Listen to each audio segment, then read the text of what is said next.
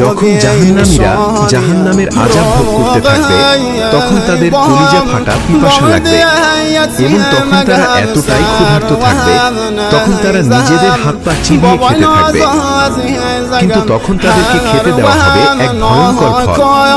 সেই ফলের আকৃতি হবে শয়তানের মাথার মতো এবং স্বাদ হবে অত্যন্ত পিতা ও কাঁটাযুক্ত।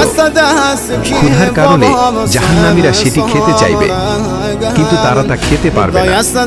তখন ফেরেশতারা জোর করে তাদেরকে সেই ফল খাওয়াবে, যার ফলে তাদের ভেতরের নাড়িভুঁড়ি ছিঁড়ে যাবে এবং তাদের পিপাসা নিবারণের জন্য তাদের সামনে আনা হবে জাহান্নামের আগুনে ফুটন্ত পানি।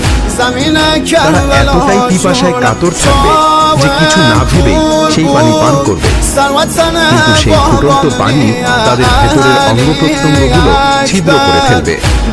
হে আল্লাহ, আমাদের জাহান্নাম